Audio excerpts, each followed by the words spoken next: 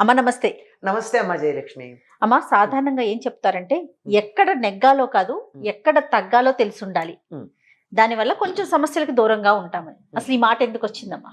సమస్యలకు దూరంగా ఉండడం కాదమ్మా, నెగ్గటం కూడా ఉంటుంది. ఆ తగ్గడమే నెగ్గడం కొన్ని సందర్భాల్లో. తగ్గడమే నెగ్గడం ఉంటుంది. మనకి ఎన్నో ఉదాహరణలు కనపడతాయమ్మా.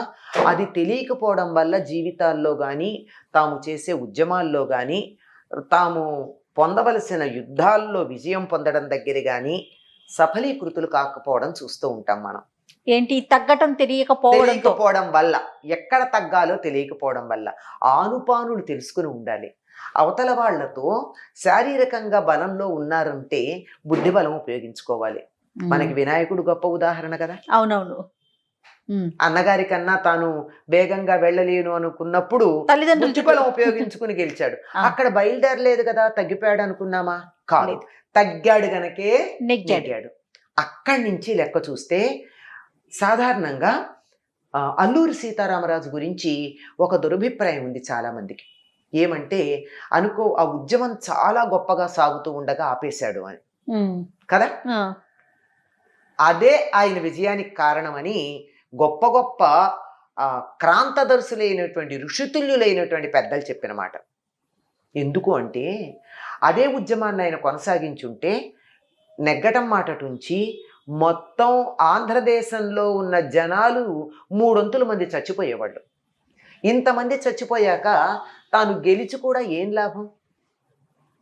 దేశంలో నుంచి ఆంగ్లేయులు వెళ్ళకపోయినా డయ్యర్ మాత్రం ఇక్కడ అందరినీ చంపేసి ఉండేవాడు. అవును కదా. ఇంతమందిని కోల్పోవడం కన్నా తాత్కాలికంగా ఉద్యమాన్ని విరమించటం అన్నది తన ప్రణాళికలో భాగంగా చేసుకున్నాడు. ఒక నాయకుడైనటువంటి వాడు ఈ రకమైనటువంటిది తెలియకపోయినట్టయితే వాడి వల్ల మేము ఇంతమంది చచ్చిపోయామని అతన్ని తిట్టుకోవడం ఉంటుంది. దాంతోపాటుగా ఇంతమందికి అన్యాయం చేసి ఇంతమంది చనిపోవడానికి కారణమైనటువంటి ఒక దోషం కూడా అతడి పట్ల. సో నాయకుడికి ప్రధానంగా తగ్గటం కూడా తెలుసుండాలి. తగ్గటం తెలియని వాడు నాయకుడు కాలేడు.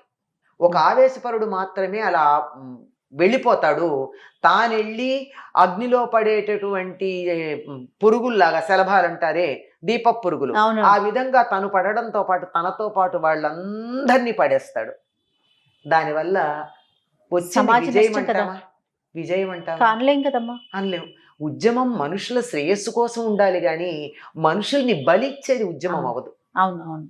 ఈ మధ్యనే మనం మన దేశంలోనే కొద్ది రోజులుగానే ఇద్దరు ఒక గొప్ప ఉద్యమాల విషయంలో తమ పంతాలు తగ్గించుకున్నారు. ప్రపంచం యావత్తు వాళ్ళని మెచ్చుకుంటుంది. ఏమిటి, ఓడిపోయారని ప్రతిపక్షాల వాళ్ళు, విమర్శించేవాళ్ళు ఓడిపోయారు, తగ్గారు అంటున్నారు కానీ ఆ తగ్గడం వెనకాల ఉన్న నెగ్గడం వాళ్ళకి తెలియదా? ఏ విషయంలో నెగ్గాలనుకోవడం వల్ల ఇక్కడ తగ్గారు అన్నది తెలిస్తే ఆశ్చర్యపోయి, ఆహా ఇదా ప్రణాళిక, వెర్రిమొహాలు మేము ఉండిపోయామే అనుకునేటటువంటి ప్రమాదం కలుగుతుంది. ఒక తెలివి కలిగినటువంటి వాడు ఎప్పుడూ కూడా వంగడానికి సిద్ధపడతాడు. అటువంటి వాడు మాత్రమే నెగ్గడం అవుతుంది. ఆ వంగడం తాత్కాలికం కాదు, శ్రేయోదాయకం. తాత్కాలికం కూడా. తర్వాత లేవడానికి ఎలాగంటే అలా ఏ రకంగా అయితే ఇలా వంగుతుందో అట్లా. దీనికి నేను అంటూ ఉంటా, అలా నాకు ఆదర్శం అంటూ ఉంటా. ఎందుకు? పడినందుకు కాదు, పడి లేచినందుకు. లేవడం కోసం పడినందుకు. పడేటప్పుడు ఇంతెత్తునున్నది ఇలా పడితే లేచినప్పుడు అంతెత్తు లేస్తుంది బంతిలాగా. లేచిన కొద్దీ శక్తి పెరుగుతుంది. మనిషి మట్టి ముద్ద అయితే వంగిన వాడు కింద పడిపోతాడు. మనిషి బంతి లాంటి వాడైతే కింద పడితే వేగంగా లేస్తాడు.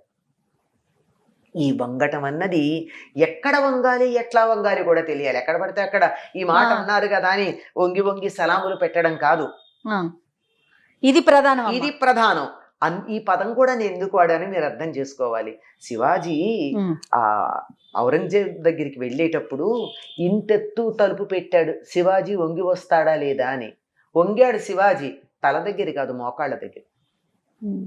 మోకాళ్ళ దగ్గర వంగి వెళ్ళాడు తప్ప తల మాత్రం దించి వెళ్ళాల. ఎక్కడ దించాలి? ఎక్కడ తలెత్తాలి, ఎక్కడ ఎగరెయ్యాలి, ఎక్కడ ఒంగుండాలి, ఇది తెలియనటువంటి వాడు నాయకుడు కాలేడు. నాయకుడు అంటే నేను ఇప్పుడు చెప్పిన ఉదాహరణలన్నీ ప్రజల పక్షాన నాయకత్వం ఉన్న వాళ్ళ గురించే చెప్పానని అనుకుంటున్నారు. ఇంట్లో కావచ్చు, మనం ఉద్యోగం చేసే చాటు కావచ్చు, పిల్లల దగ్గర కావచ్చు, అప్పుడప్పుడు వాళ్ళతో కలిసి ఆడినటువంటి తల్లిదండ్రుల మాట విన్నట్టుగా ఎప్పుడు నేను ఇక్కడే ఉంటాను మీరు ఇక్కడే ఉండండి అంటే పిల్లలు తల్లిదండ్రులని వింటారేమో కానీ ప్రేమగా వినరు. పిల్లలతో పాటు ఆడాలి. ఆడి ఆటలోంచి వాళ్ళని పైకి తీసుకురావాలి. గురువు అన్నవాడు కూడా ఏం చేస్తాడండి, గురువు కాదు, దైవం కాదు, ఎవరైనా సరే అవతరిస్తాడు. ఎవరు? భగవంతుడు. అవతరించటం అంటే దిగి రావటం. ఉతార్ అనే పదం ఇక్కడ వింటాం కదా మనం. ఈ అవతరించటం అన్న దానికే హిందీ పదం ఉతార్. భగవంతుడు ఏం అవతరించి ఆయన కిందకి దిగి రావాల్సిన అవసరం ఏముంది? పైన అక్కడ మీరు పైకి రండి అనొచ్చు కదా. లేదు, తన దాకా రాలేనటువంటి వాళ్ళు, తనంతట తను ఎదగలేనటువంటి, ఈ రెండో పద్ధతి. ఈ వంగడంలో ఉన్న ఇంకొకటి, తన దాకా వాళ్ళంతట వాళ్ళు రాలేని వాళ్ళ కోసం తాను ఒక మెట్టు దిగి వచ్చి చెయ్యి అందించటం. ఆ చెయ్యి అందించినప్పుడు ఈయన అవతరించి వీళ్ళని ఇలా ఉద్ధరిస్తాడు. ఉద్ధరణ అంటే పైకి లేపటం. పైకి తీయడానికి ఇప్పుడు కింద ఉన్నాడండి, గురువైనా చేసే పని అదే. కింద ఉన్నాడు శిష్యుడు, ఆ స్థాయిలోకి పైకి రా అంటున్నాడు ఆ దైవం గాని గురువు గాని. కింద వాడు రాలేకపోతున్నాడు. అప్పుడు ఏం చేస్తారు? ప్రేమ ఉంటే చెయ్యి అందిస్తాడు. చెయ్యి అందిస్తే కూడా అందుకోలేనంత లోతులో ఉన్నాడు. ఇప్పుడు ఏం చేస్తాడు? ఒక మెట్టు తాను దిగి వాళ్ళకి చెయ్యి అందించి పైకి తీసుకొస్తాడు. ఆహా, గురువును ఆ మెట్టు దింపాము అనుకుంటాడా కిందున్నవాడు? గురువు ఎంత దయకలవాడు, నా కోసం ఒక మెట్టు దిగి కిందకు వచ్చి నన్ను ఉద్ధరించాడు అనుకుంటాడు. అలాగే పిహెచ్డి చేసిన వాళ్ళు ఉన్నారు, ఎంఏ చదివిన వాళ్ళు ఉన్నారు, మహాపండితులు ఉన్నారు. ఓ పిల్లాడు ప్రశ్న అడిగితే తన పాండిత్యంతో సమాధానం చెబితే వాడికి ఏమర్థం అవుతుంది? అప్పుడు ఏం కావాలి? వాడి లెవెల్కి వెళ్ళి చెప్పాలి కదా, వాడి స్థాయికి వెళ్ళి చెప్పాలి. అలా చెప్పినప్పుడు అంత పండితుడు కదా, ఇలాంటి సామాన్యమైన మాటల్లో చెప్పావేమిటి అంటే తక్కువ. అది ఎంత గొప్ప ఉంటే వాడి స్థాయికి వెళ్ళి చెప్పేటటువంటి ఆ ఔదార్యం ఉంటుంది. కనుక నెగ్గాలి అనుకున్నప్పుడు తగ్గాలి. ఎన్నమ్మా అలా ఉదాహరణ చెప్పుకున్నాం, భగవంతుణ్ణి చెప్పుకున్నాం, గురువుని చెప్పుకున్నాం, శివాజీని చెప్పుకున్నాం. ప్రతి చోట గెలిచిన వాళ్ళందరూ కూడా ఇవాళకి కూడా మనం మరి అల్లూరి సీతారామరాజుని మెచ్చుకుంటున్నామంటే ఉద్యమం మానినందుకు మెచ్చుకుంటున్నాం, తగ్గినందుకు మెచ్చుకుంటున్నాం. కనుక తగ్గడం తెలియని వాడు ఎప్పుడు కూడా నెగ్గడమ్మా జీవితంలో. తప్పనిసరిగా ఎక్కడ తగ్గాలో తెలియాలి. మొండితనంతో పట్టు పడితే మాత్రం ముందుకు వెళ్ళాలి, అక్కడికి ఆగిపోతారు, ముందుకు వెళ్ళడం జరగదు. చక్కని ఉదాహరణలమ్మ. నమస్తే.